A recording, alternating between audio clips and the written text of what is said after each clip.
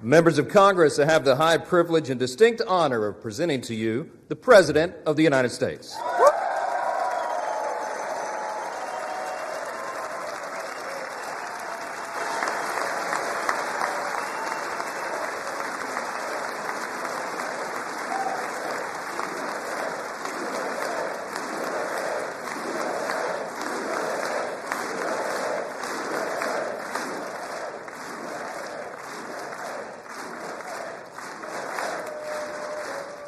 Well, thank you very much, everybody. It's really an honor.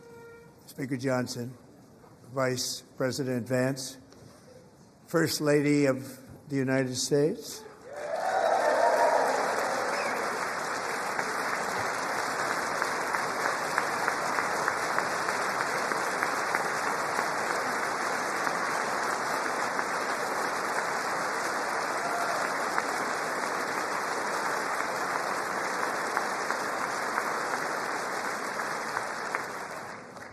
Second Lady of the United States.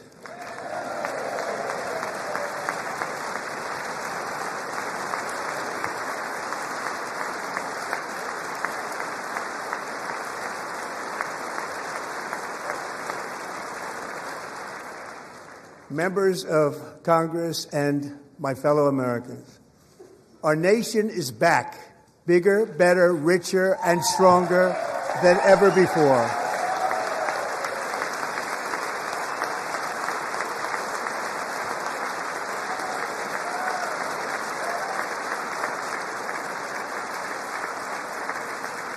Less than 5 months from now, our country will celebrate an epic milestone in American history, the 250th anniversary of our glorious American independence.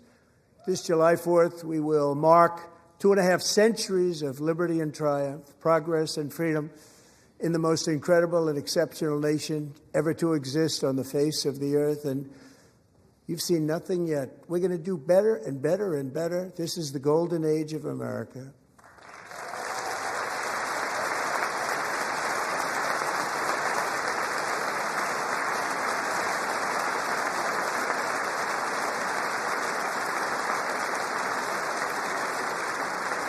When I last spoke in this chamber 12 months ago, I had just inherited a nation in crisis with a stagnant economy, inflation at record levels, a wide-open border, horrendous recruitment for military and police, rampant crime at home, and wars and chaos all over the world. But tonight, after just 1 year, I can say with dignity and pride that we have achieved a transformation like no one has ever seen before, and a turnaround for the ages. It is indeed a turnaround for the ages.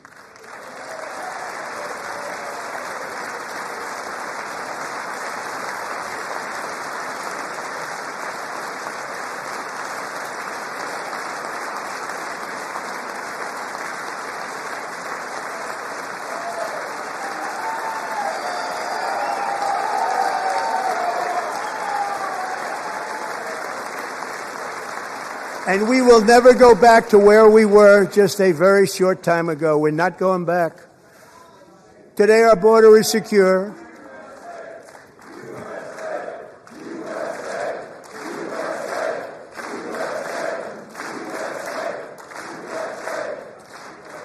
Thank you. Today, our border is secure. Our spirit is restored. Inflation is plummeting. Incomes are rising fast. The roaring economy is roaring like never before, and our enemies are scared. Our military and police are stacked, and America is respected again, perhaps like never before.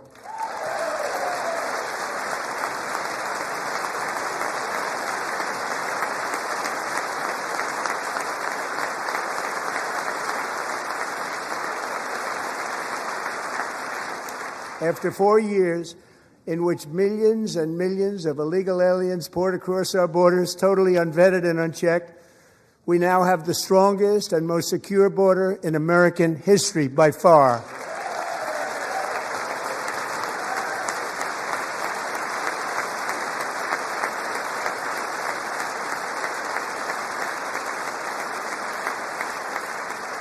In the past 9 months, 0 illegal aliens have been admitted to the United States.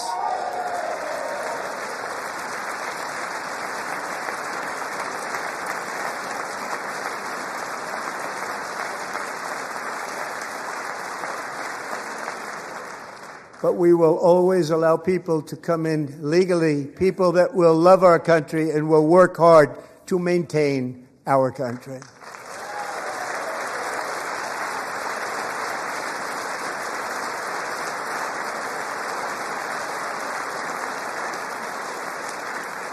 The flow of deadly fentanyl across our border is down by a record 56% in 1 year.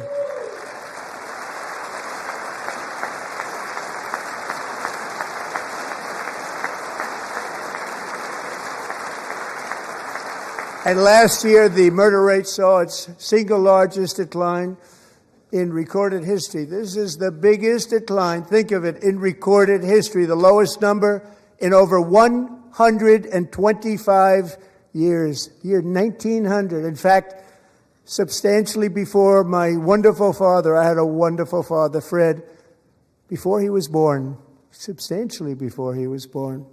That's a long time ago. He wouldn't like me to say that, but that's a long time ago. The Biden administration and its allies in Congress gave us the worst inflation in the history of our country. But in 12 months, my administration has driven core inflation down to the lowest level in more than 5 years. And in the last 3 months of 2025, it was down to 1.7%.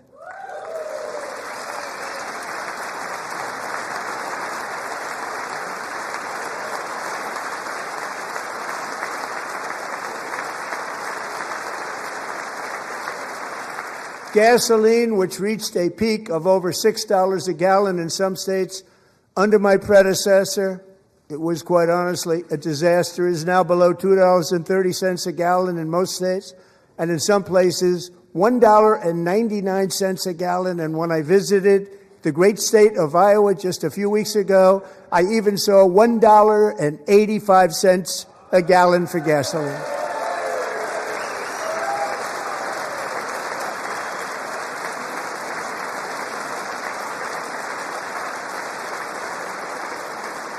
Mortgage rates are the lowest in 4 years and falling fast, and the annual cost of a typical new mortgage is down almost $5,000 just since I took office. 1 year.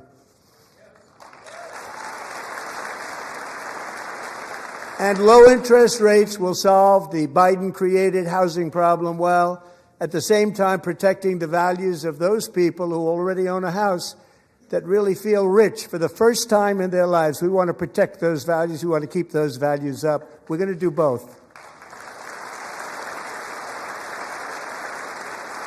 And we are going to keep it that way. The stock market has set 53 all-time record highs since the election. Think of that. 1 year. Boosting pensions, 401ks, and retirement accounts for the millions and millions of Americans. They're all gaining. Everybody's up, way up. In 4 long years, the last administration got less than $1 trillion in new investment in the United States. And when I say less, substantially less. In 12 months, I secured commitments for more than $18 trillion pouring in from all over the globe.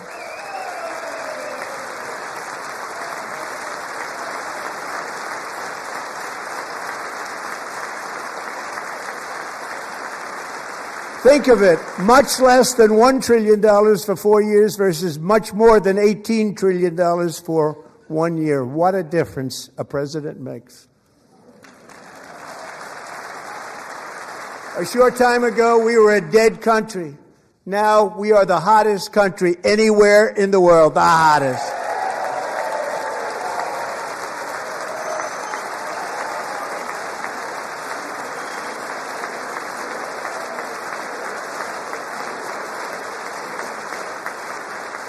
As thousands of new businesses are forming and factories, plants, and laboratories are being built, we have added 70,000 new construction jobs in just a very short period of time. It's getting bigger and bigger and stronger. Nobody can believe what they're watching. American oil production is up by more than 600,000 barrels a day, and we just received from our new friend and partner, Venezuela, more than 80 million barrels of oil.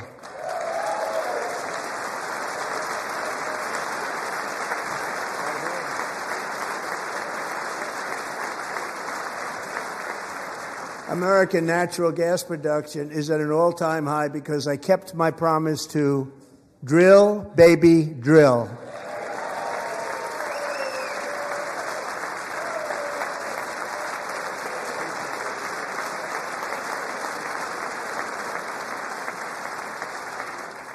More Americans are working today than at any time in the history of our country. Think about that. Any time in the history of our country, more working today. And 100% of all jobs created under my administration have been in the private sector.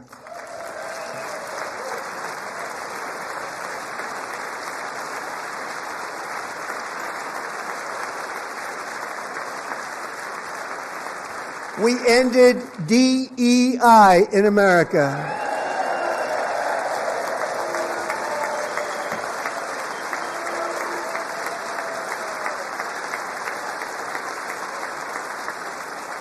We cut a record number of job-killing regulations, and in 1 year we have lifted 2.4 million Americans, a record, off of food stamps.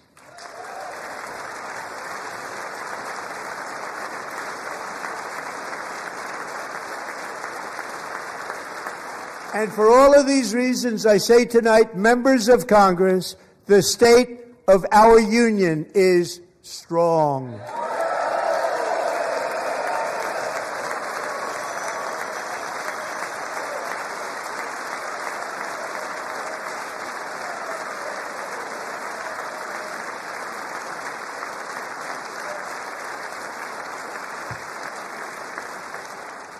Our country is winning again. In fact, we're winning so much that we really don't know what to do about it. People are asking me, please, please, please, Mr. President, we're winning too much. We can't take it anymore. We're not used to winning in our country. Until you came along, we're just always losing, but now we're winning too much. And I say, no, no, no, you're going to win again. You're going to win big. You're going to win bigger than ever. And to prove that point, here with us tonight is a group of winners who just made the entire nation proud. The men's gold medal Olympic hockey team. Come on in.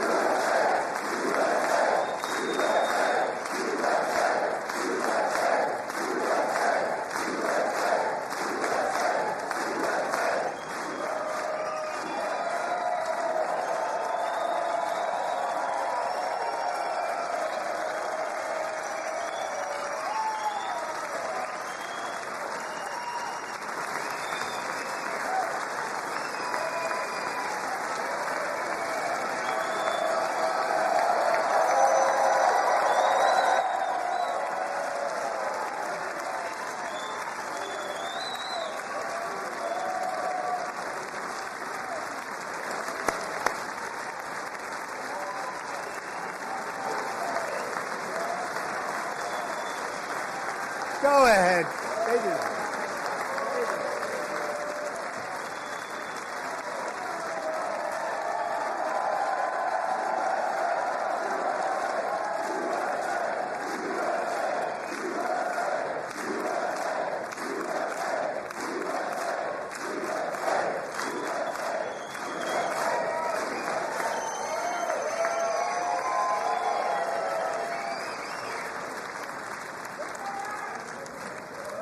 That's the first time I've ever seen them get up. And actually, not all of them did get up. But they beat a fantastic Canadian team in overtime, as everybody saw, as did the American women who will soon be coming to the White House.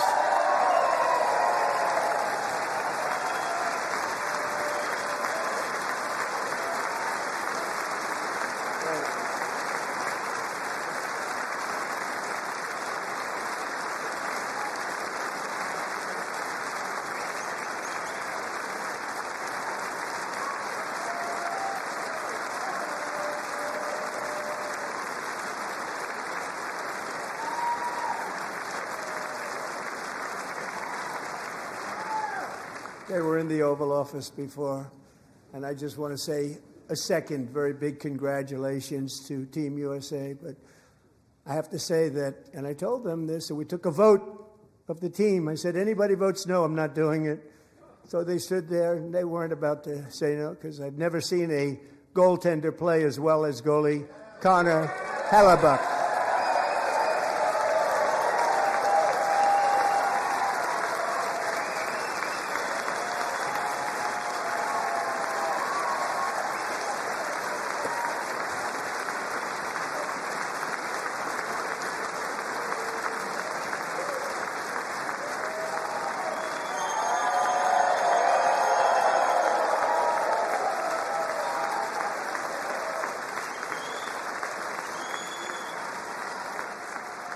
Think of it, 46 shots on goal, and I asked him, the one shot, the one where you put your stick in the back and it hit the neck of your stick and bounced off, do you practice that, or was that a little lucky? He refused to answer that question. But I just want to tell you that the members of this great hockey squad will be very happy to hear, based on their vote and my vote, and in this case my vote was more important, that I will soon be presenting Connor with our highest civilian honor, which we will be given and which has been given to many athletes over the years. But when I say many, not too many, like 12, it's called the highest civilian honor in our country, the Presidential Medal of Freedom.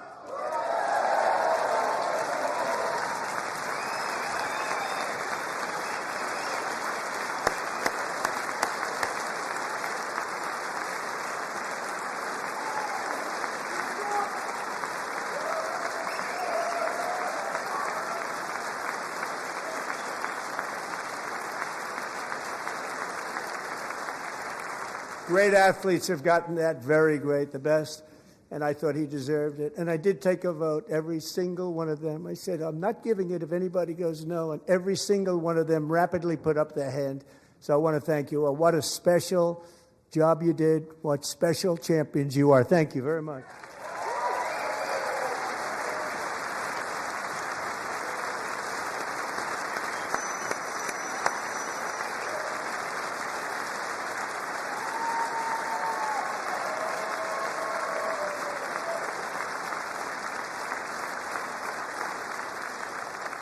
I'm also pleased to say that the next time the Olympic torch is lit, it will be here in America for the 2028 Olympics, and it's the summer version right in Los Angeles. We're going to do a good job in Los Angeles.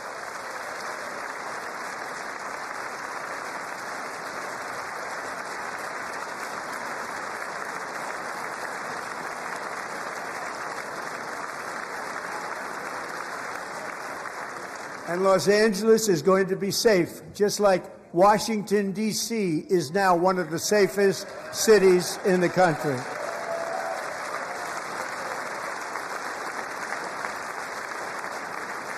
And this year, and I must say I got them both. I got them in my first term, and I was disappointed because I didn't think I'd be the president when this happened. But strange things took place.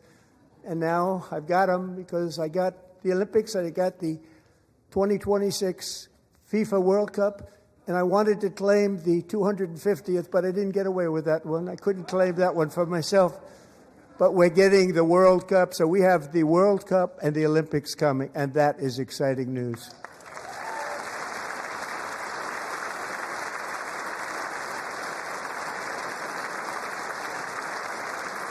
So this will be a year to celebrate our country and the heroes who have kept it free. Men like Buddy Taggart. At age 17, Buddy volunteered to defend America in World War II, serving in the Pacific under the great General Douglas MacArthur. He fought bravely in the famous Battle of Manila, worked so hard. He was badly wounded and almost killed by enemy machine guns in Luzon. And 81 years ago this month, he liberated the largest internment camp in the Philippines, one of the largest anywhere in the world. Buddy earned many honors, including a Purple Heart and a Bronze Star, came home, started a family, and tonight he is in the gallery looking forward to July 4th, 2026, his 100th birthday.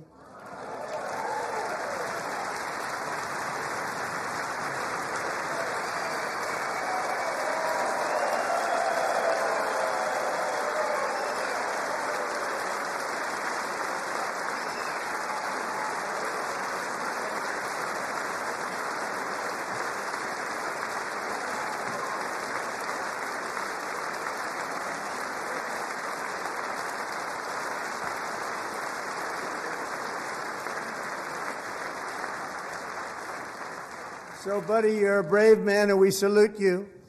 Even in times of challenge, setback, and immense heartache, the spirit of 1776 has always shone through very brightly. It was July 4th of last year when floodwaters tore through a girls' summer camp in Central Texas, one of the worst things I've ever seen. I was there, rising 26 feet in the matter of minutes, tragically claiming many, many lives. You all remember that one. As the waters threatened to sweep her away, 11-year-old Millie Kate McClelland closed her eyes and prayed to God. She thought she was going to die. Those prayers were answered when Coast Guard rescue swimmer Scott Ruskin descended from a helicopter above. Nobody knew where he came from. It was Scott's first ever rescue mission, a young guy, but very brave, very, very top, always top in his class. And he lifted not just Millie Kate, but 164 others to safety.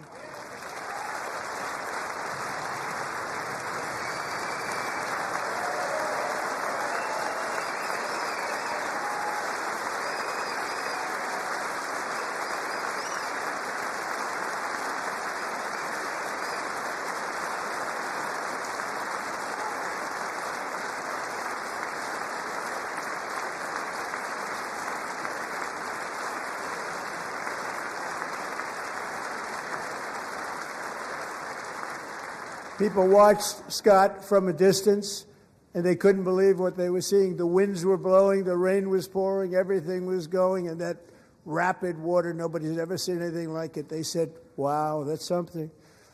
Tonight, Scott and Millie Kate are here together, reunited for the very first time. Thank you, Scott, Millie Kate.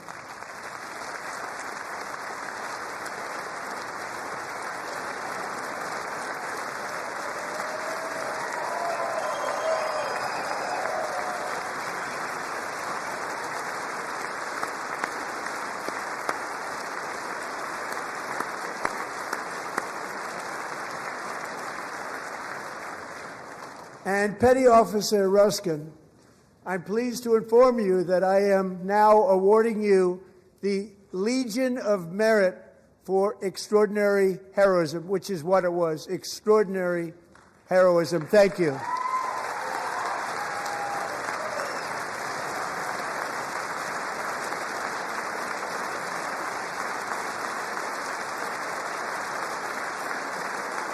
And I'd like to have the military aide to please come down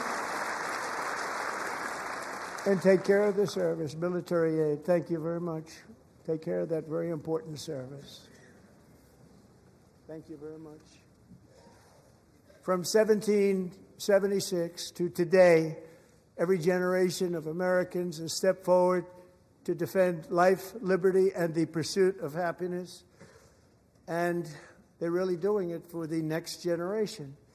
But now it's our turn. Together we're building a nation where every child has the chance to reach higher and go further, where government answers to the people, not the powerful, and where the interests of hardworking American citizens are always our first and ultimate concern.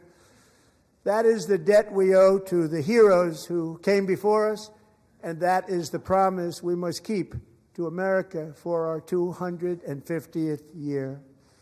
Last year, I urged this Congress to begin the mission by passing the largest tax cuts in American history, and our Republican majorities delivered so beautifully. Thank you, Republicans.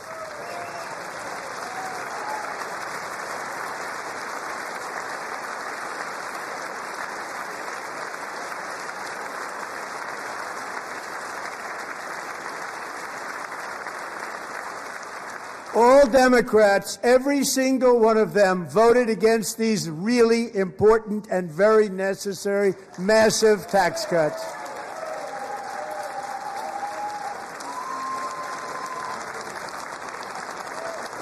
They wanted large-scale tax increases to hurt the people instead. But we held strong, and with the great, big, beautiful bill, we gave you no tax on tips, no tax on overtime, and no tax on Social Security for our great seniors.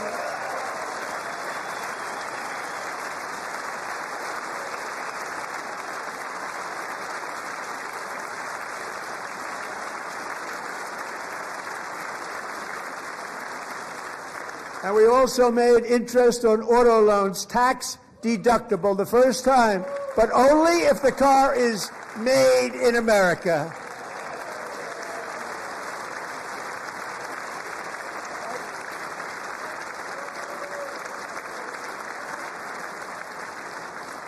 Recently in Pennsylvania, I met Megan Hemhauser, a devoted mom who's homeschools her children, beautiful, 2 children, during the day while waiting tables at night as her husband works overtime operating very heavy equipment.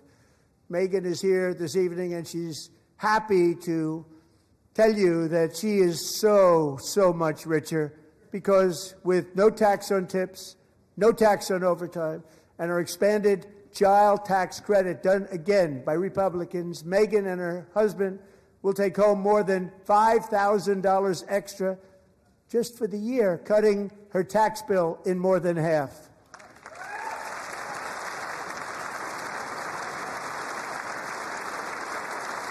Megan, please stand up. We're fighting for you, Megan.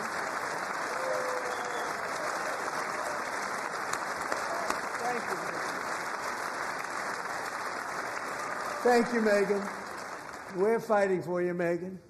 Under our bill, parents like Megan can also activate their children's brand new Trump accounts. And I didn't name it. I did not name that.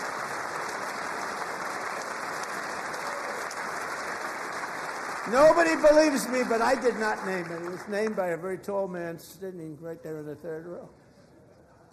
Nice man, a good man.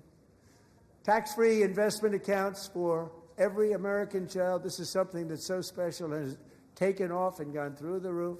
Millions will be pre-funded courtesy of the U.S. Treasury and private individuals like Michael and Susan Dell, who have donated $6.25 billion to fund the Trump accounts for 25 million American children.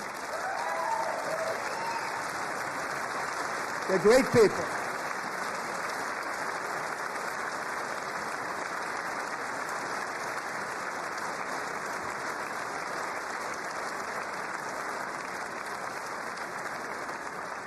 When I asked Michael Dell, how do you make all that money? He said, well, I just sat on my dorm in school, and I made computers, and I'd sell them to people. And I just kept selling and selling and selling, and pretty amazing story. That's called the American dream. He sold a lot of computers, a lot of those laptops, so I congratulate him on that, but I really thank him and Susan, as well as others like Brad Gerstner, a very tremendous guy. He was behind it right from the beginning. Brad Gerstner. Thank you, Brad.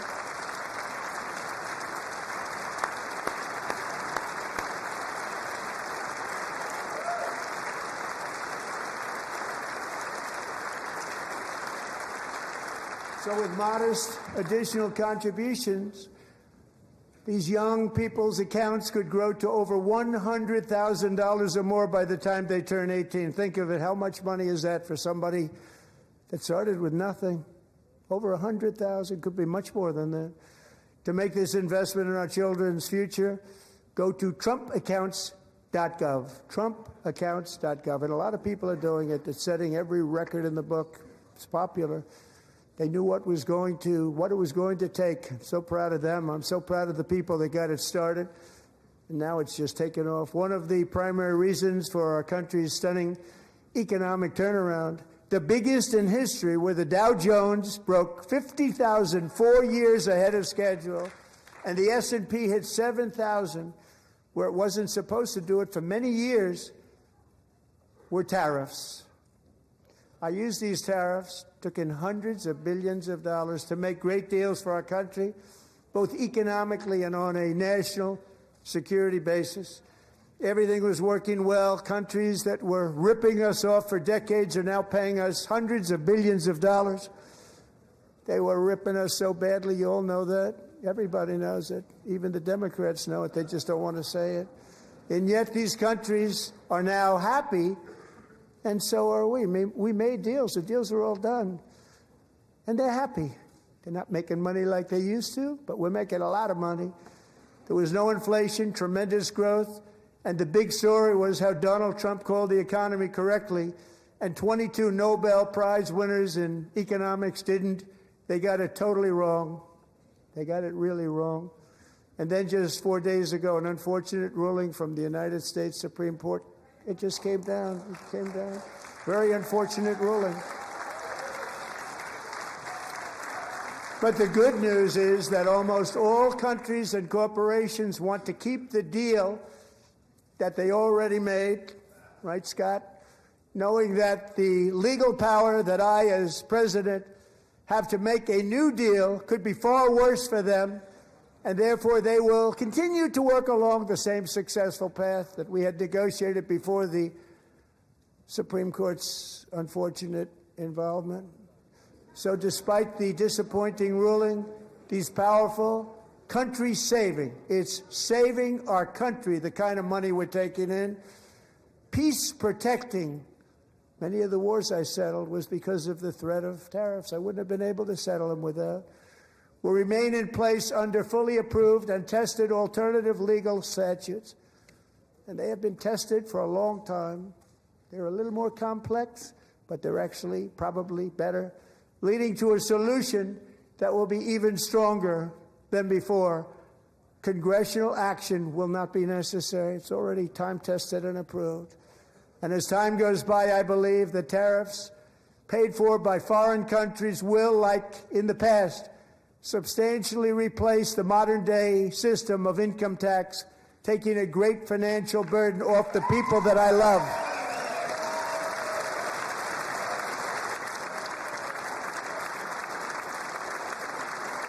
Right?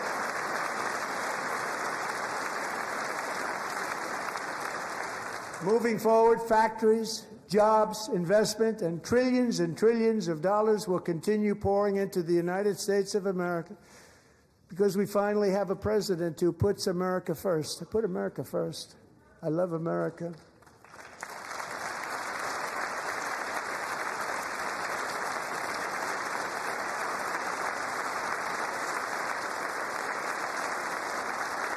For decades before I came along, we had the exact opposite. From trade to health care, from energy to immigration, everything was stolen and rigged in order to drain the wealth out of the productive, hardworking people who make our country great, who make our country run. Under Biden and his corrupt partners in Congress and beyond, it reached a breaking point with the Green New scam, open borders for everyone. They poured in by the millions and millions from prisons, from mental institutions. They were murderers, 11,888 murders. They came into our country. You allowed that to happen. And record-setting inflation that cost the typical family $34,000 in just a speck of time. Now the same people in this chamber who voted for those disasters suddenly use the word affordability, a word. They just used it. Somebody gave it to them, knowing full well that they caused and created the increased prices that all of our citizens had to endure. You caused that problem. You caused that problem.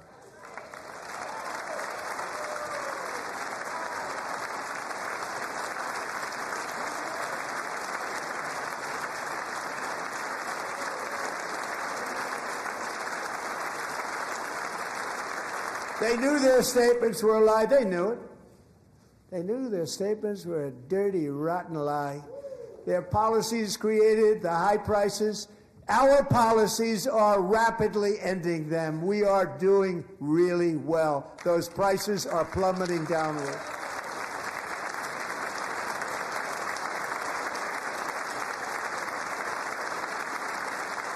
The price of eggs is down 60%. Madam Secretary, thank you. The cost of chicken, butter, fruit, hotels, automobiles, rent is lower today than when I took office by a lot. And even beef, which was very high, is starting to come down significantly. Just hold on a little while. We're getting it down. And soon you will see numbers that few people would think were possible to achieve just a short time ago. Nobody can believe when they see the kind of numbers, and especially energy, when they see energy going down to numbers like that, they cannot believe it. It's like another big tax cut. I'm also confronting one of the biggest ripoffs of our times, the crushing cost of health care caused by you.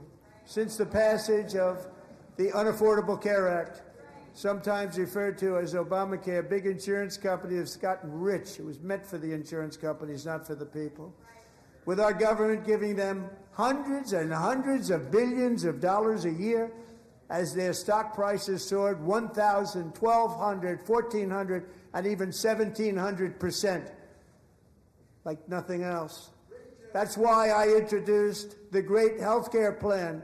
I want to stop all payments to big insurance companies and instead give that money directly to the people so they can buy their own health care, which will be better health care at a much lower cost.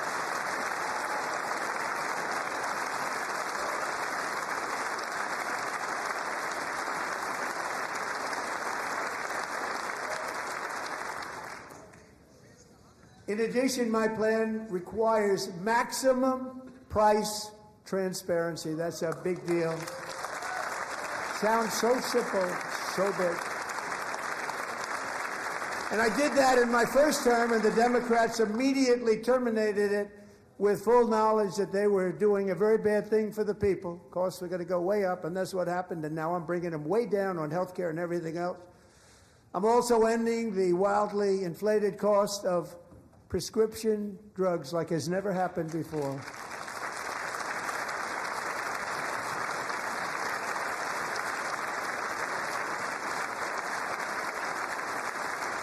Other presidents tried to do it, but they never could. They tried.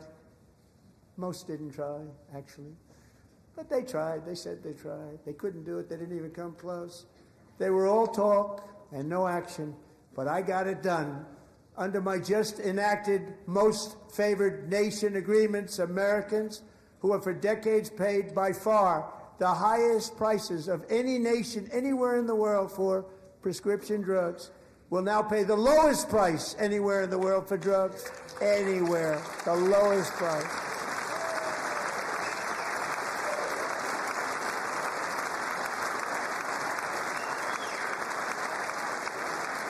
So in my first year of the second term, should be my third term, but strange things happen. I took prescription drugs, a very big part of health care, from the highest price in the entire world to the lowest. That's a big achievement. The result is price differences of 300, 400, 500, 600% and more, all available right now at a new website called TrumpRx.gov. And I didn't name that one either, by the way.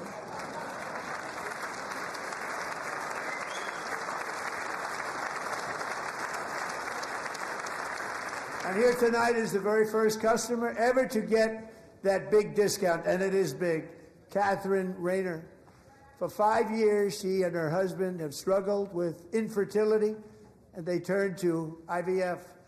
One drug has been costing Catherine $4,000 to purchase, but a few weeks ago, she logged onto the TrumpRx website and got that same drug that cost $4,000, got it for under $500. A reduction of much more, actually, than $3,500. Catherine, we are all praying for you, and you're going to be a great mom.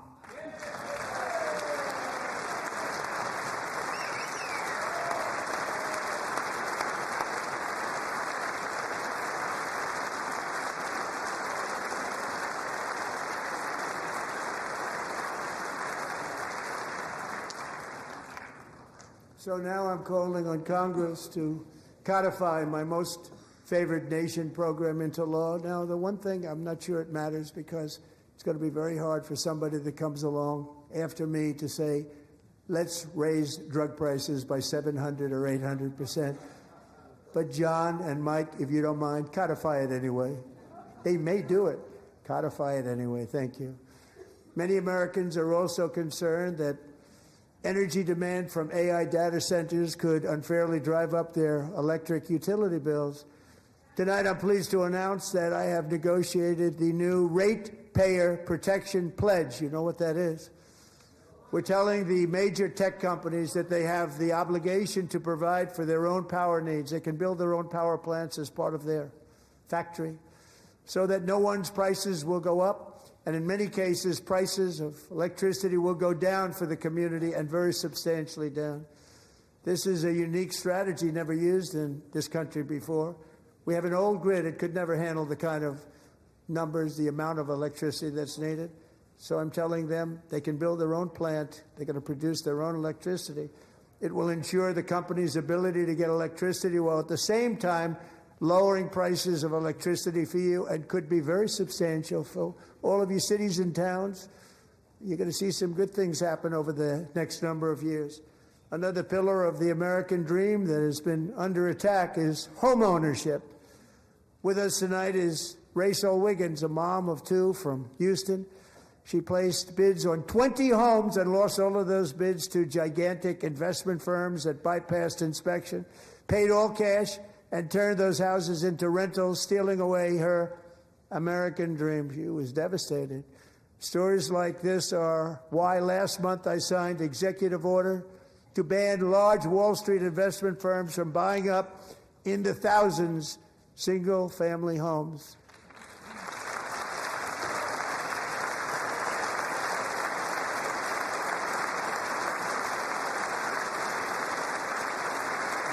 And now I'm asking Congress to make that ban permanent, because homes for people, really, that's what we want. We want homes for people, not for corporations. Corporations are doing just fine. Rachel, thank you very much. Good luck with your home. You'll get one soon.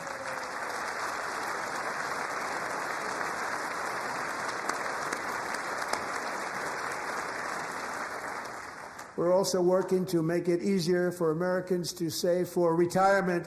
And under this administration, we will always protect Social Security and Medicare. They are not protecting it for our seniors. We will always protect Social Security, Medicare, Medicaid.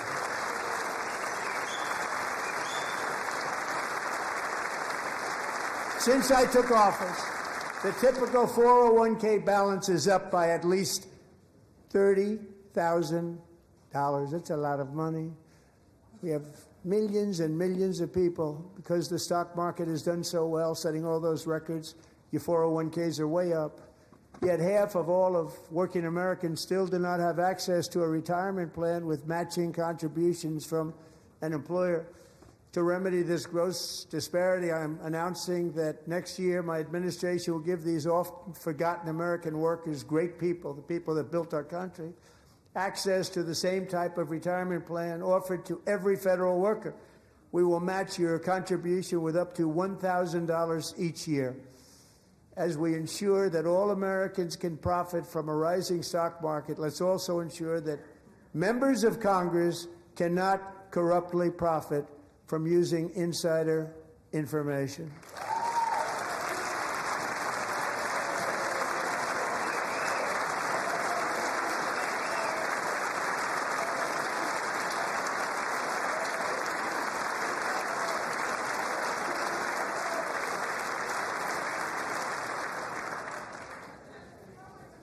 They stood up for that. I can't believe it.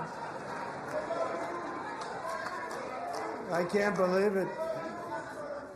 Did Nancy Pelosi stand up if she's here? Doubt it. Pass the Stop Insider Trading Act without delay.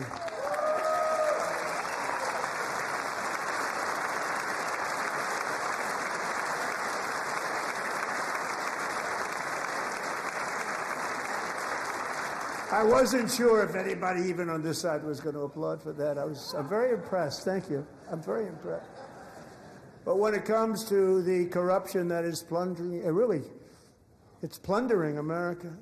There's been no more stunning example than Minnesota, where members of the Somali community have pillaged an estimated $19 billion from the American taxpayer. Oh, we have all the information. And in actuality, the number is much higher than that. And California, Massachusetts, Maine, and many other states are even worse. This is the kind of corruption that shreds the fabric of a nation, and we are working on it like you wouldn't believe.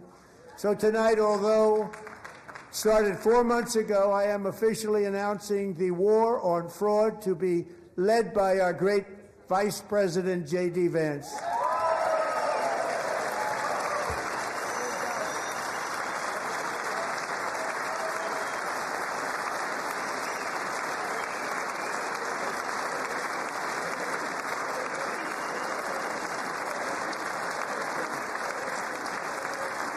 We'll get it done. And if we're able to find enough of that fraud, we will actually have a balanced budget overnight. It'll go very quickly. That's the kind of money you're talking about. We'll balance our budget. The Somali pirates who ransacked Minnesota remind us that there are large parts of the world where bribery, corruption, and lawlessness are the norm, not the exception. Importing these cultures through unrestricted immigration and open borders brings those problems right here to the USA. And it is the American people who pay the price in higher medical bills, car insurance rates, rent, taxes, and perhaps most importantly, crime. We will take care of this problem. We're going to take care of this problem. We are not playing games. Delilah.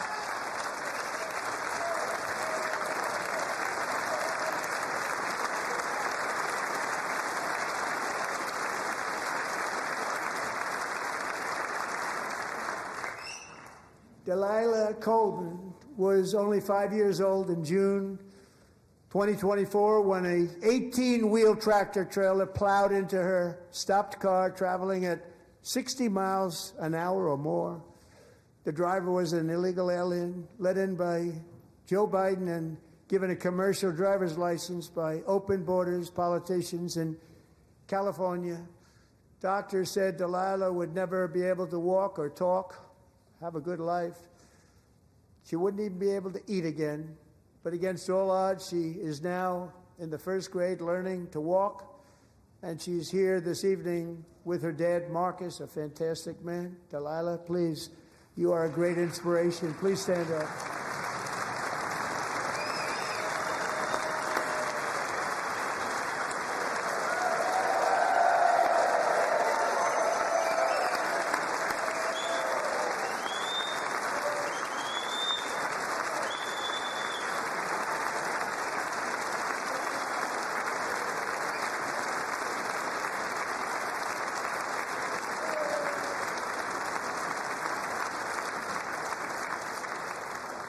Thank you, Delilah. Many, if not most, illegal aliens do not speak English and cannot read even the most basic road signs as to direction, speed, danger, or location. That's why tonight I'm calling on Congress to pass what we will call the Delilah Law, barring any state from granting commercial driver's licenses to illegal aliens.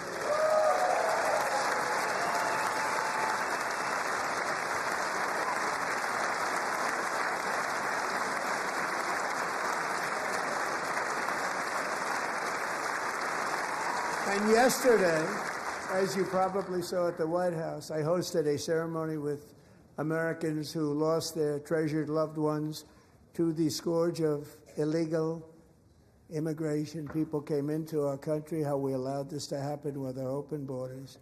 These are the angel moms and families that for decades our government betrayed and our media totally ignored. It was terrible. Hard to believe, actually.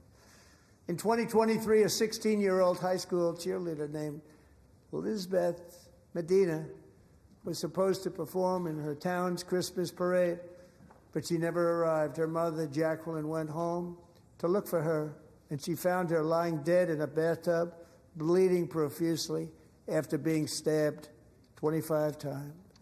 Lisbeth's killer was a previously arrested illegal alien who had broken in and brutally extinguished the brightest light in her family's life, violently and viciously.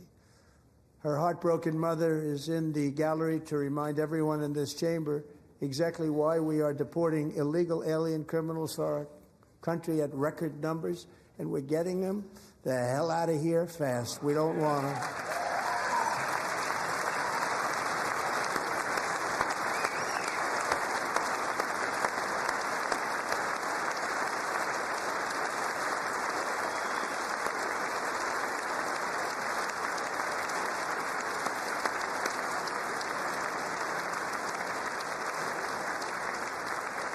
Thank you very much, Jacqueline. Thank you. We can never forget that many in this room not only allowed the border invasion to happen before I got involved, but indeed they would do it all over again if they ever had the chance. If they ever got elected, they would open up those borders to some of the worst criminals anywhere in the world.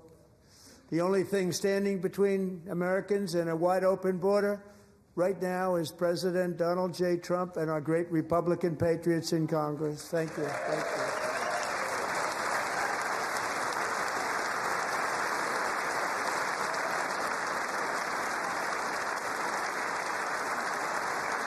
As we speak, Democrats in this chamber have cut off all funding for the Department of Homeland Security. It's all cut off. It's all cut off. They have instituted another Democrat shutdown, the first one costing us 2 points on GDP. 2 points we lost on GDP, which probably made them quite happy, actually. Now they have closed the agency responsible for protecting Americans from terrorists and murderers. Tonight I'm demanding the full and immediate restoration of all funding for the border security, Homeland Security of the United States, and also for helping people clean up their snow. We have no money because of the Democrats, and it would be nice. We'd love to give you a hand at cleaning it up, but you gave no money. Nobody's getting paid. It's a shame. So you have to think about it. We have, in case you didn't know, a pretty large snowstorm out there. One of the great things about the State of the Union is how it gives Americans the chance to see clearly what their representatives really believe. So tonight I'm inviting every legislator to join with my administration in reaffirming a fundamental principle. If you agree with this statement, then stand up and show your support. The first duty of the American government is to protect American citizens, not illegal aliens.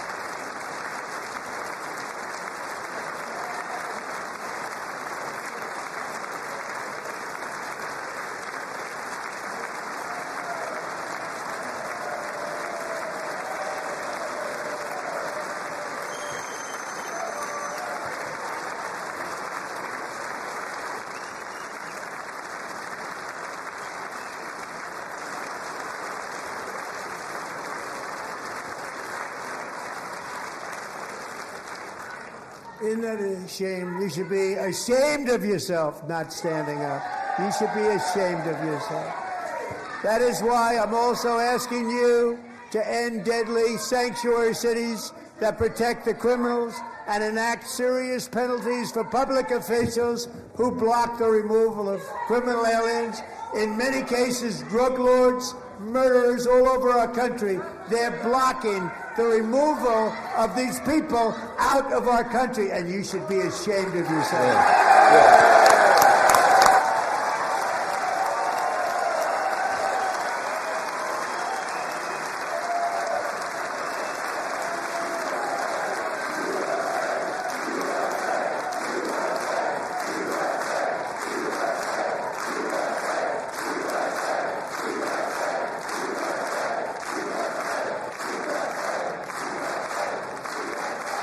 And perhaps most importantly, I'm asking you to approve the Save America Act.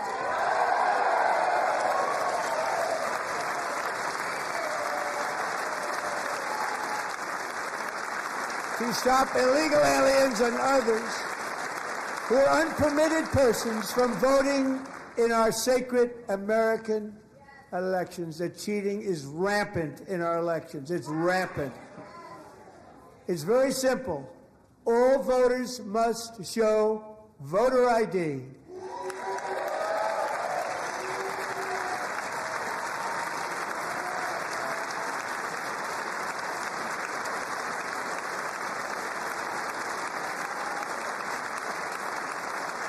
All voters must show proof of citizenship in order to vote.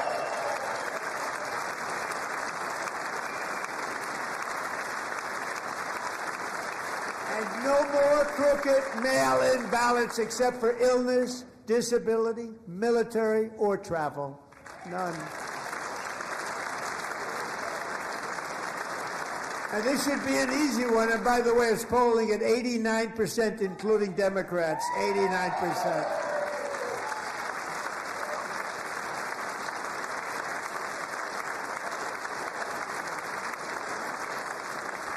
And even the new communist mayor of New York City, I think he's a nice guy, actually. Speak to him a lot. Bad policy, but nice guy. Just said they want people to shovel snow. They got hit hard. Wants them to shovel snow, but if you apply for that job, you need to show 2 original forms of ID and a Social Security card. Yet they don't want identification for the greatest privilege of them all, voting in America. No, it's no good. No good. Both Republicans and Democrats overwhelmingly agree on the policy that we just enunciated. And Congress should unite and enact this common sense, country-saving legislation right now, and it should be before anything else happens.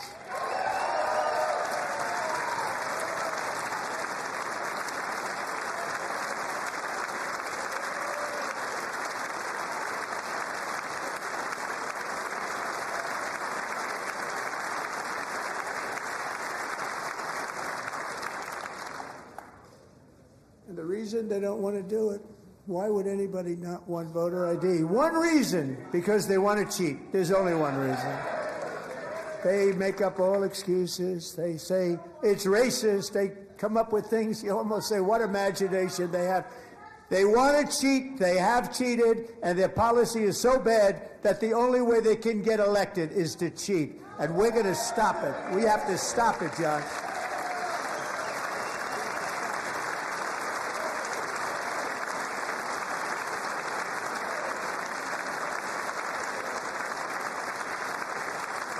And here is one more opportunity to show common sense in government.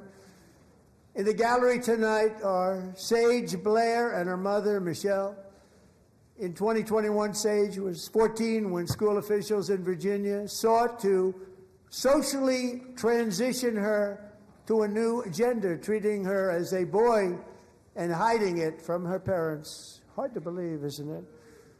Before long, a confused Sage ran away from home after she was found in a horrific situation in Maryland.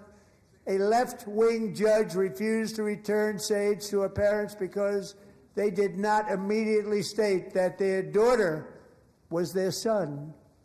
Sage was thrown into an all-boys state home and suffered terribly for a long time. But today, all of that is behind them because Sage is a proud and wonderful young woman with a full-ride scholarship to Liberty University. Sage and Michelle, please stand up.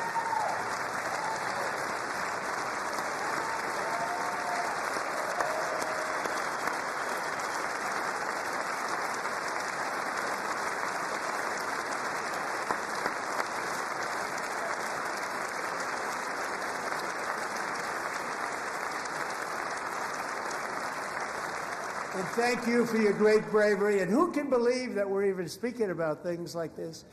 15 years ago, if somebody was up here and said that, they'd say, what's wrong with him? But now we have to say it because it's going on all over numerous states without even telling the parents. But surely we can all agree no state can be allowed to rip children from their parents' arms and transition them to a new gender against the parents' will. Who would believe that we're even talking about this? We must ban it, and we must ban it immediately.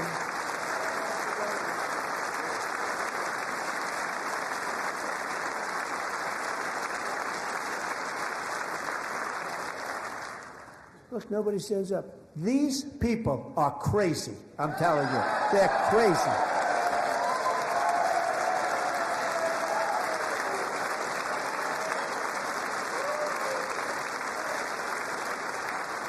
Amazing. Boy, oh boy. We're lucky we have a country. With people like this, Democrats are destroying our country, but we've stopped it just in the nick of time, didn't we?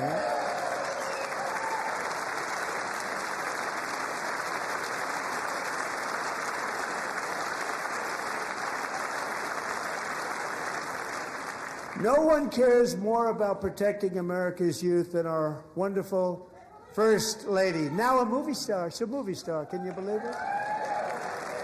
Who would have believed that? Over the past year, she has had an incredible impact championing AI legislation, advancing a landmark executive order on foster care, and helping secure $30 million to launch the Melania Trump Foster Youth to Independence Initiative. It's really a tremendous thing that happened and had a lot of bipartisan support. She gets much better bipartisan support than I do. I get none. She gets a lot. Someday you're going to have to tell me how you did that. And students and educators in every state have joined the First Lady's efforts in the presidential AI challenge, keeping America's next generation positioned to succeed and strongly succeed in the future. Tonight, we welcome two young people whose lives reflect the First Lady's impact, Sierra Burns and Everest Nevermont. Thank you both, and Melania, thank you. I know how hard you worked on it. Thank you very much.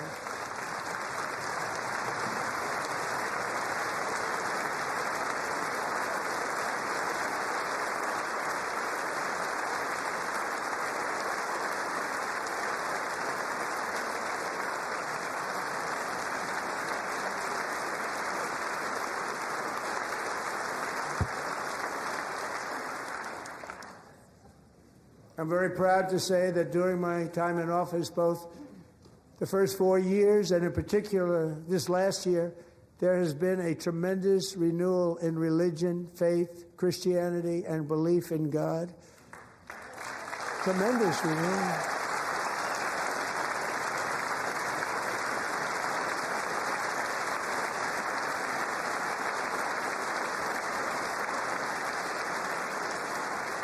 This is especially true among young people, and a big part of that had to do with my great friend, Charlie Kirk, a great guy, great man.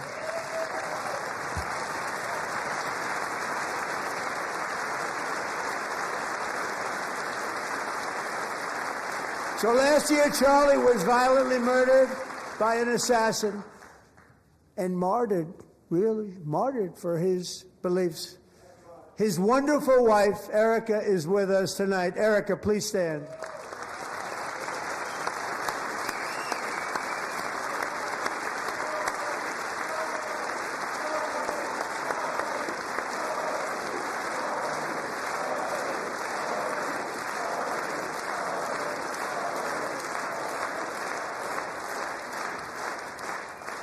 Thank you, Erica. Been through a lot. In Charlie's memory, we must all come together to reaffirm that America is one nation under God, and we must totally reject political violence of any kind.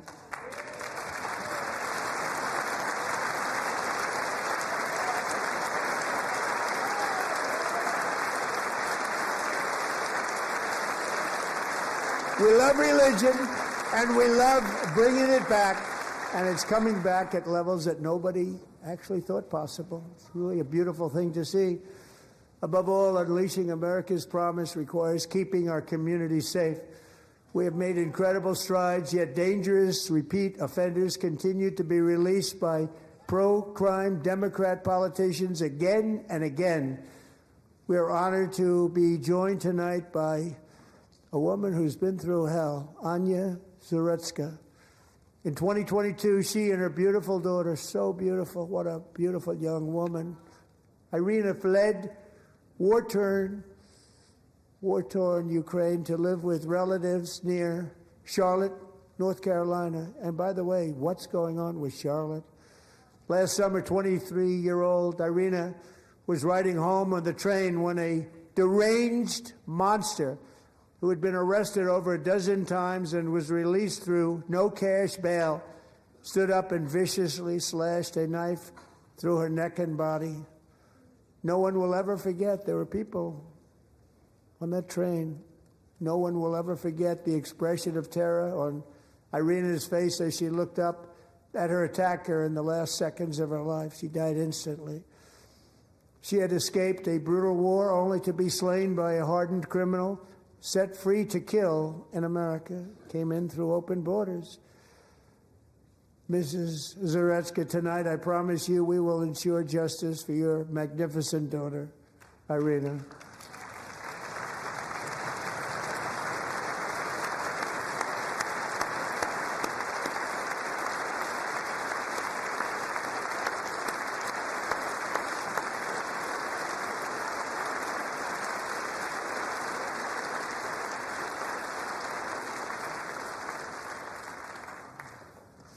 How do you not stand? How do you not stand? I'm asking this Congress to pass tough legislation to ensure that violent and dangerous repeat offenders are put behind bars, and importantly, that they stay there.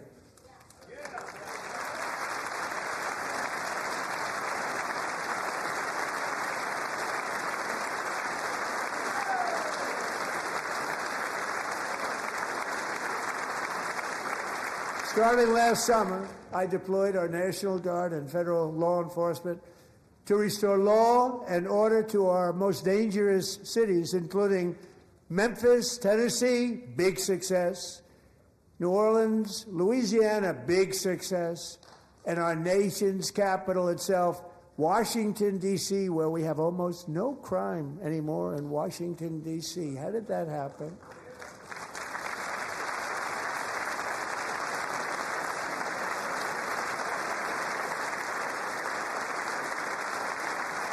In fact, crime in Washington is now at the lowest level ever recorded, and murders in D.C. this January were down close to 100% from a year ago.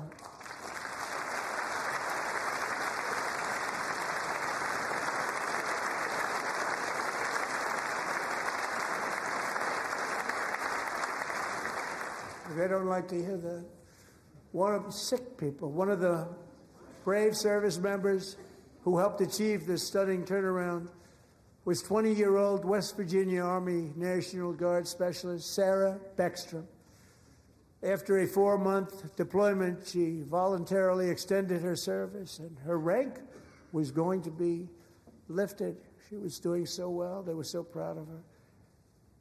But the very next day, she was on patrol near the White House when she was ambushed and shot in the head by a terrorist monster from Afghanistan. Shouldn't have been in our country. And all because she wore the uniform of our nation, she was shot. He traveled here because he didn't like people wearing our uniform. He was sick and deranged, shouldn't have been in our country. Sarah Beckstrom died in order to defend our capital, and we are honored to be joined by her wonderful parents, Gary and Evalie. Your daughter was a true American patriot, and she will be greatly missed. She was a great person. I saw reports on her. They've never seen anything like her.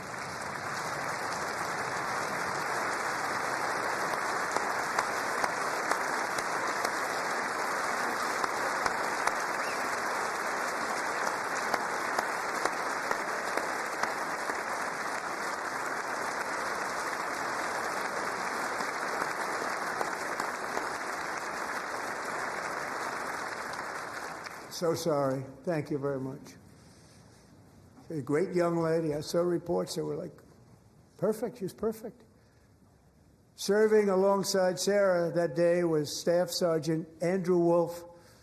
The terrorist shot Andrew in the head, and no one thought he could possibly make it. The two of them, Sarah and Andrew, both shot violently in the head. Neither was expected to make it. They weren't even given a chance, except his wonderful mother, named Melody, who I spoke to the same night, and she was so positive.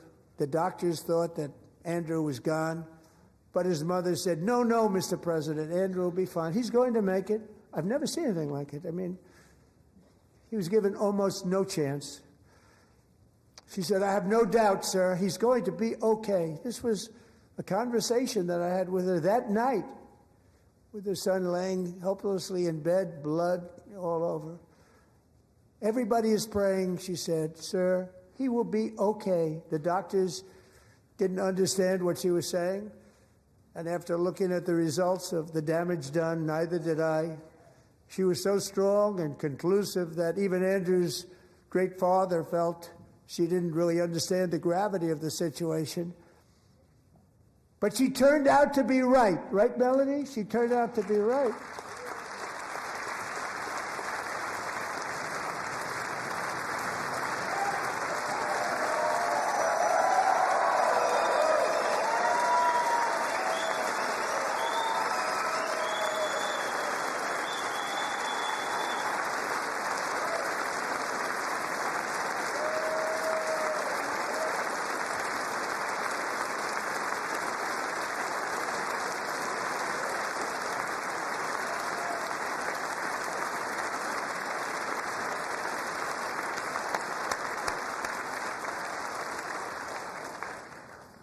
Amazing, actually. I said, where does this woman come from? She's the most positive person I've ever met. With God's help, Andrew has battled back from the edge of death, and we're talking about the edge of death, on his way to a miraculous recovery. He's got a little work to do, but he's doing great. Nice to see you. He's a good-looking guy. Nice to see you. Thanks, Andrew. Thank you very much.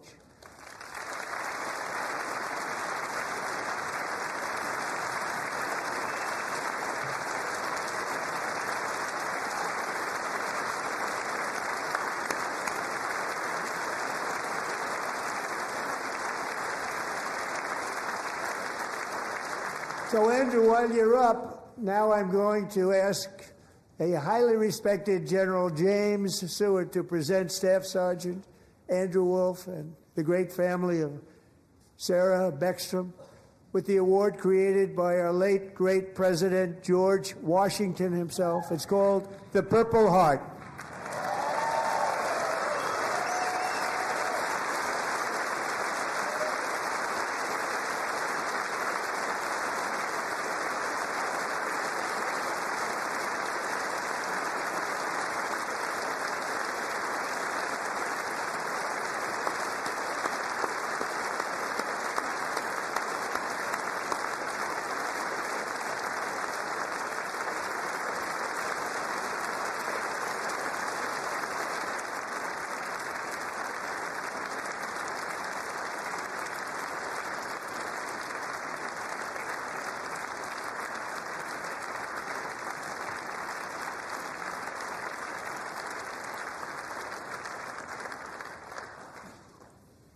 We love you all. Love you. We're proudly restoring safety for Americans at home, and we are also restoring security for Americans abroad. Our country has never been stronger. My first 10 months, I ended 8 wars, including Cambodia. Isn't it funny? You're sick people. Cambodia and Thailand, Pakistan and India.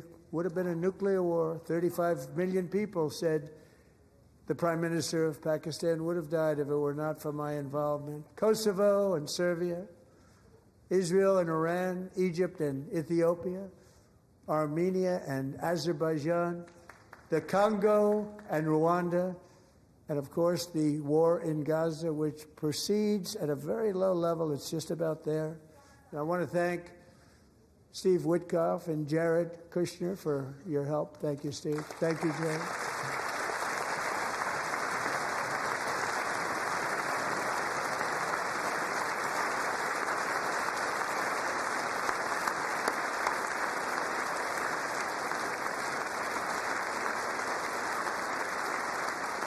And I also want to thank the man they report to, Secretary of State Marco Rubio. Thank you, Marco.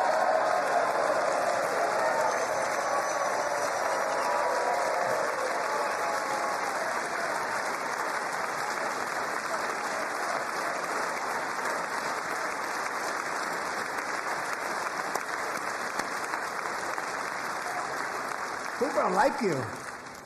You know, Marco got 100% of the votes when he was in confirmation. I think our next one was about 54%. And some of the Democrats are now saying, I can't believe we approved that guy. And he said it's an honor that they feel that way. Right, Marco? You have done a great job, great Secretary of State. I think he'll go down as the best ever.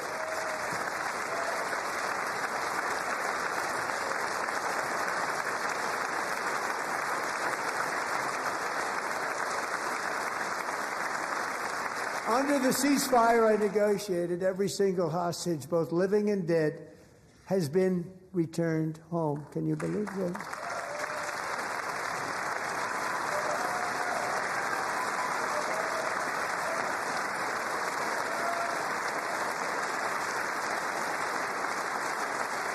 Nobody thought it was possible.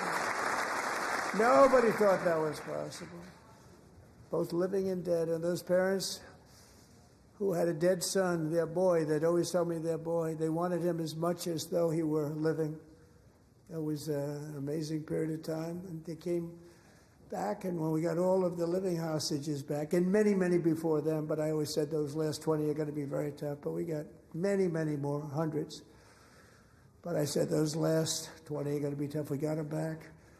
But we only got back 14 or 15 of the dead, of the 28. And believe it or not, Hamas worked along with Israel, and they dug and they dug and they dug. It's a tough thing to do, going through bodies all over, passing up 100 bodies sometimes for each one that they found. Tough job. And they finally got it back to 27. And then Steve and Jared, they got it back to 28. They found all 28. Nobody thought that was possible, but we did it. And I remember the family of the 28th. They were so grieved, but they were so happy as it's possible to be. They had their boy back. The mother said, "Sir, we have our boy back." What a period of time that was, but we got them all back. So thank you both very much. Great job.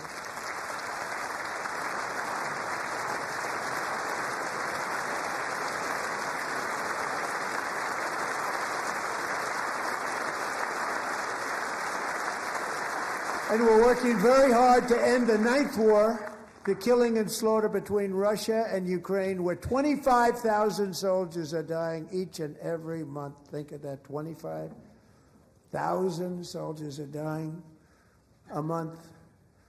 A war which would have never happened if I were president, would have never happened.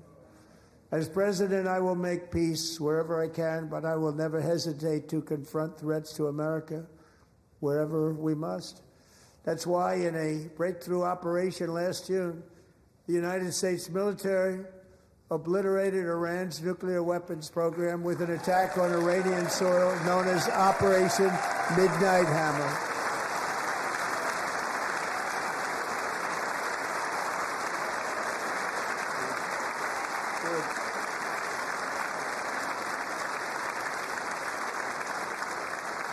For decades, it had been the policy of the United States never to allow Iran to obtain a nuclear weapon. Many decades. Since they seized control of that proud nation 47 years ago, the regime and its murderous proxies have spread nothing but terrorism and death and hate. They've killed and maimed thousands of American service members and hundreds of thousands and even millions of people with what's called roadside bombs. They were the kings of the roadside bomb. And we took out Soleimani. I did that during my first term. Had a huge impact. He was the father of the roadside bomb.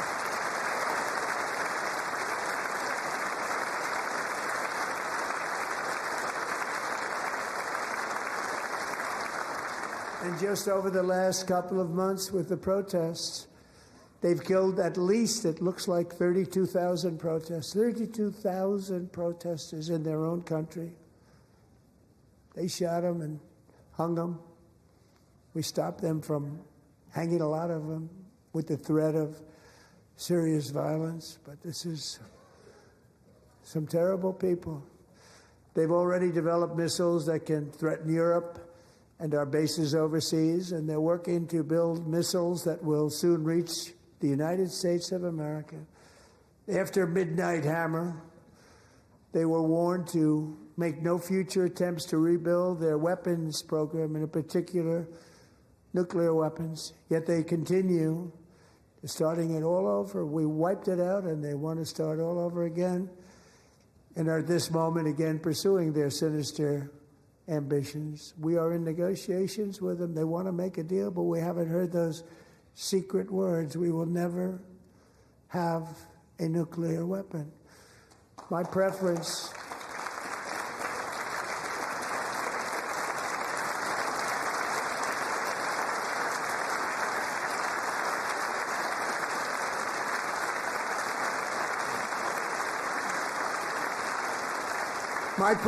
is to solve this problem through diplomacy. But one thing is certain, I will never allow the world's #1 sponsor of terror, which they are by far, to have a nuclear weapon. Can't let that happen.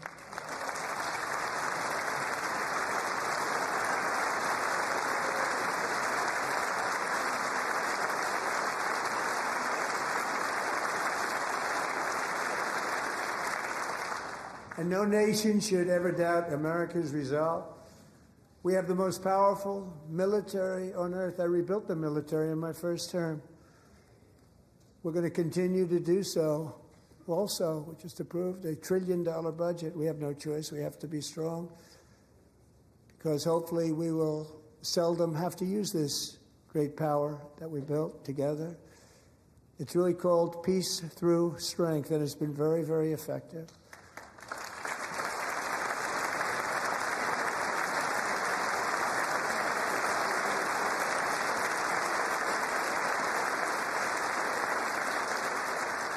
So thanks to Republicans in Congress, we're investing that record number of dollars, have no choice, in the United States Armed Forces. Also creating a lot of jobs, but we're not even doing it for that reason. Because, as I said, we have more jobs, more people working today than ever before in the history of our country. And NATO countries are friends and allies. They are. They're our friends and they're our allies. Have just agreed, at my very strong request, to pay 5% of GDP for military defense rather than the 2%, which they weren't paying. We were paying for almost all of NATO. Now they're paying 5 as opposed to not paying 3.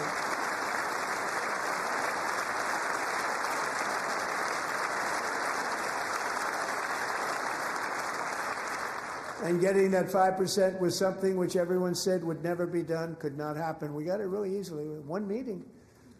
And big difference between 2% that's not paid. We were paying the freight of many of them. Very few were paid up. Now 5%, then they're paid. And everything we send over to Ukraine is sent through NATO, and they pay us in full. They pay us totally in full. Every branch of our armed forces is setting records for recruitment. This is so exciting. And every service member recently.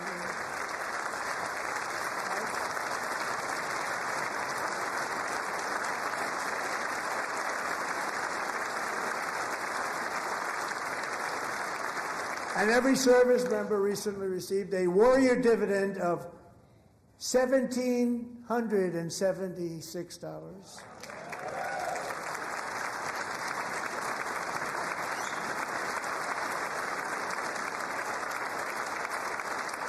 You know, they put it on my desk. We got the money from tariffs and other things, a lot of money we have. We have much more money than people understand. Have to rebuild that program a little bit, but it won't take long.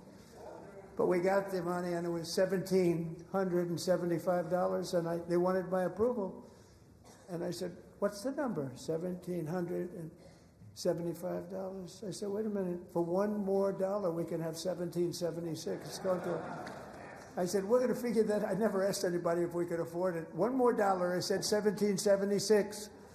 And I said, that's good. And I'll tell you what, our military, that was 4 months ago, our military, I never see a person in the military that doesn't thank me for it, so we're honored to do it. They deserve it. And we call it 1776. It was great. And we love our military. We love our law enforcement. We love our firemen. You know, the firemen don't get mentioned enough. We love our firemen.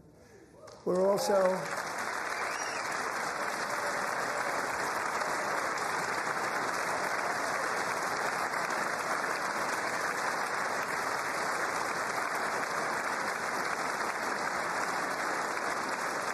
We're also restoring American security and dominance in the Western Hemisphere, acting to secure our national interests and defend our country from violence, drugs, terrorism, and foreign interference. For years, large swaths of territory in our region, including large parts of Mexico, really large parts of Mexico, have been controlled by murderous drug cartels. That's why I designated these cartels as foreign terrorist organizations, and I declared illicit fentanyl as a weapon of mass destruction.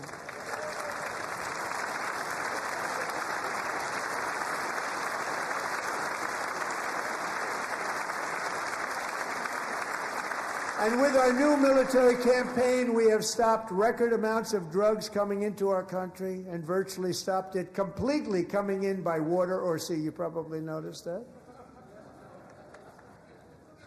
We very seriously damaged their fishing industry also. Nobody wants to go fishing anymore. We've also taken down one of the most sinister cartel kingpins of all. You saw that yesterday. In January,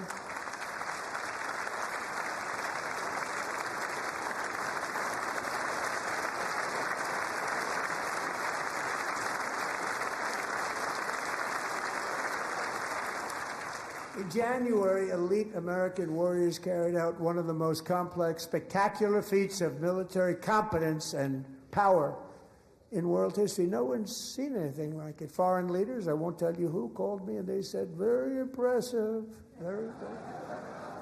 They couldn't believe, they all watched, they saw what happened. This is a different fighting force that we had years ago when we fought to tie. You know, it's a great fighting force. I'm so proud of it. Look at Space Force. Space Force is my baby, because we did that. My baby is becoming so important.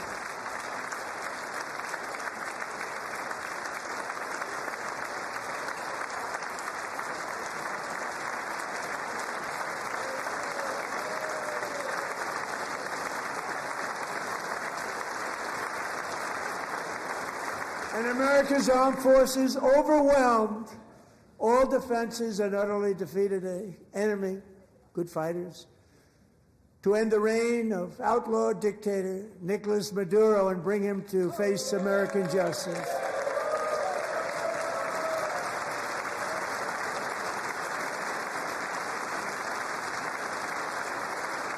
And this was an absolutely colossal victory for the security of the United States, and it also opens up a bright new beginning for the people of Venezuela. We're working closely with the new president of Venezuela, Delcy Rodriguez, to unleash extraordinary economic gains for both of our countries and to bring new hope to those who have suffered so terribly. They really did suffer. With us tonight is Alejandro Gonzalez, she grew up in a tight-knit Venezuelan family and was especially close to her beloved uncle Enrique.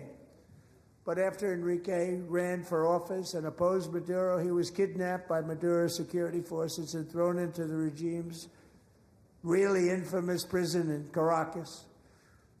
Alejandro feared she would never see her uncle again. She feared for her own life also. But since the raid, we have worked with the new leadership, and they have ordered the closure of that vile prison and released hundreds of political prisoners already, with more to come. Alejandro, I'm pleased to inform you that not only has your uncle been released, but he is here tonight. We brought him over to celebrate his freedom with you in person. Enrique, please come down.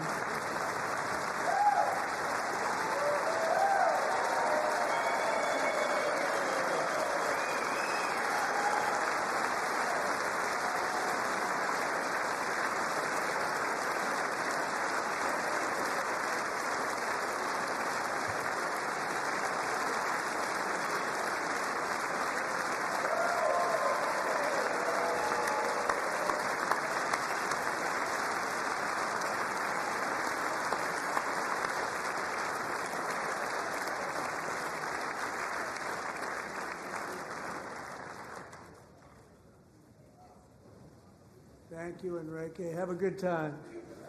Nice to have you back, Enrique. There were many heroes on that January raid to capture Maduro. Really great heroes. It was very dangerous. They knew we were coming. They were all set.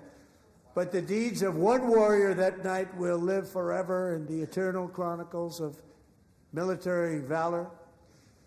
Chief Warrant Officer 5, Eric Slover, planned the mission and was the flight lead in the cockpit of the first helicopter, a big, beautiful, powerful helicopter. It was a massive Chinook carrying, as you can imagine, many, many American warfighters.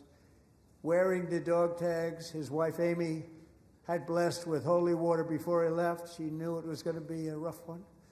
Eric steered the Chinook under the cover of night and descended swiftly upon Maduro's heavily protected military fortress. This was a major military installation, protected by thousands of soldiers and guarded by Russian and Chinese military technology. How did that work out? Not too good.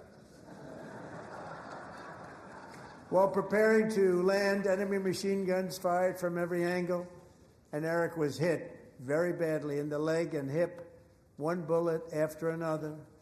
He absorbed 4 agonizing shots, shredding his leg into numerous pieces.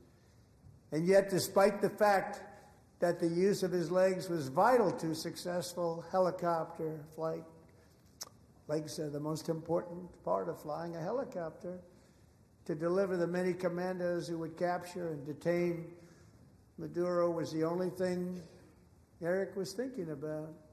Then, even as he was gushing blood, which was flowing back down the aisle, helicopter lands at a steep angle. The machine gun stood right in front of him. They were right in front of him, 2 machine gunners who escaped the wrath of the previous planes. Eric maneuvered his helicopter with all of those lives and souls to face the enemy and let his gunners eliminate the threat. Turned the helicopter around so the gunners could take care of business, saving the lives of his fellow warriors from what could have been a catastrophic crash deep in enemy territory. Only after safely landing the helicopter with all the warriors aboard in the exact right spot, which was vital to the mission, we probably would have had to maybe cancel the mission if that didn't happen. Eric told his co-pilot, also wounded but not as gravely, to take over. I'm about ready to pass out. The success of the entire mission and the lives of his fellow warriors hinge on Eric's ability to take searing pain. It was unbelievable what's happened to his legs of the bullets and keep on flying and landing and People knew what was happening. Everybody in the back of the helicopter knew because they saw the blood pouring down the aisle. Chief Warrant Officer Slover is still recovering from his serious wounds, but I'm thrilled to say that he is here tonight with his wife, Amy. Eric and Amy, come on in.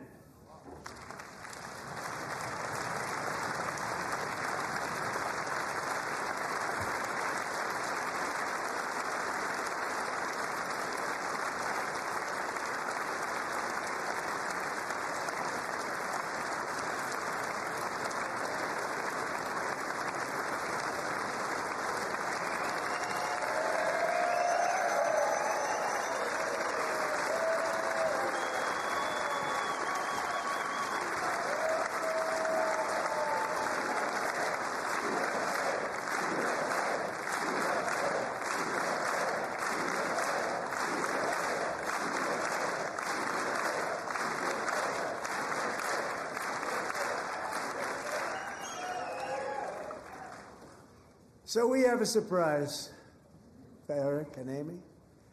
In recognition of Eric's actions above and beyond the call of duty, I would now like to ask General Jonathan Braga to present Chief Warrant Officer Slover with our nation's highest military award, the Congressional Medal of Honor.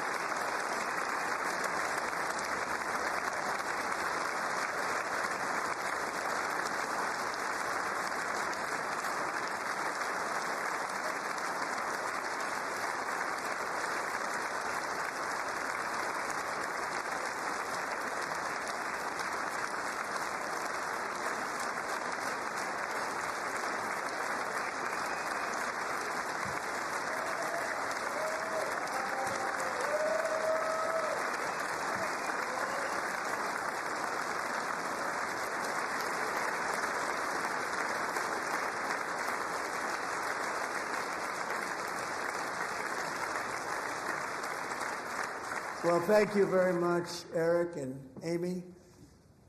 Great to get to know you. I met with them and with a lot of their fellow warriors at Fort Bragg recently. You notice the name Fort Bragg. We have it back. We brought it back. We won the First World War with it, the Second World War with it, and then they decided to change the name. So we changed it back. Everybody wanted to change back, too. And 10 of Eric's fellow warriors from that incredible night of victory will also be receiving medals at a private ceremony that will soon be held at the White House. And Eric will be there. Thank you.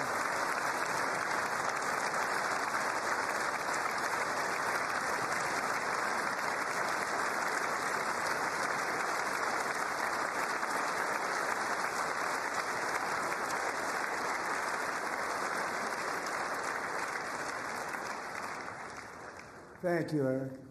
That's a big one. Tonight we've celebrated many truly extraordinary American patriots, but there is one last living legend to honor before we go. He is one more heroic American aviator, Navy fighter pilot. Royce Williams served in World War II, Korea, Vietnam, flying more than 220 missions. In the skies over Korea in 1952, Royce was in the dogfight of a lifetime, legendary dogfight. Flying through blizzard conditions, his squadron was ambushed by 7 Soviet fighter planes. It was his first aerial combat of the war, and despite being massively outnumbered and outgunned, Royce led the takedown of 4 enemy jets and almost destroyed the others, vanquishing his adversaries while taking 263 bullets to his own plane and being seriously hurt. His story was secret for over 50 years. He didn't even want to tell his wife, but the legend grew and grew. But tonight, at 100 years old, this brave Navy captain is finally getting the recognition he deserves. He was a legend long before this evening. Royce, please stand up, and I will ask the First Lady of the United States to present Captain Royce Williams with his Congressional Medal of Honor.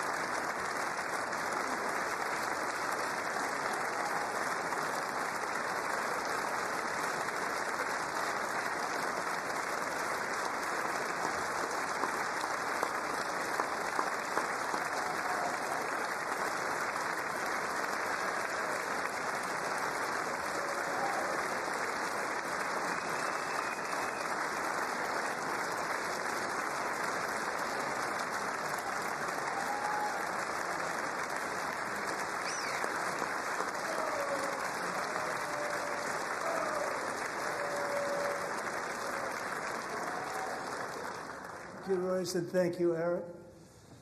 I've always wanted the Congressional Medal of Honor, but I was informed I'm not allowed to give it to myself, and I wouldn't know why I'd be taking it, but if they ever open up that law, I will be there with you someday. But, you know, that's our highest honor, Congressional Medal of Honor, and that's a big thing, and it's an honor to be in the same room with you. Thank you both very much, Eric. Thank you.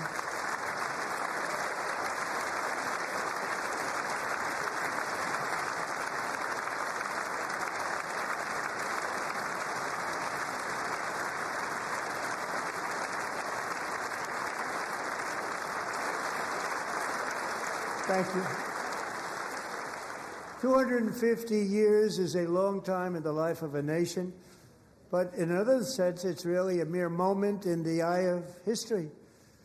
Two of the gentlemen we met in the gallery this evening took their first breaths 1 century ago, 100 years before that, on July 4th, 1826, the author of the Declaration of Independence, brilliant, Thomas Jefferson, drew his last breath. Just a single long human lifespan separates the giants who declared and won our independence from the heroes who stand among us tonight. Everything our nation has done, everything we have achieved, has been the work of those few great lifetimes. In those brief chapters, Americans built this nation from 13 humble colonies into the pinnacle of human civilization and human freedom, the strongest, wealthiest, most powerful, most successful nation in all of history. Americans ventured out across the daunting and dangerous continent. We carved paths through an unforgiving wilderness, settled a boundless frontier, and tamed the beautiful but very, very dangerous Wild West.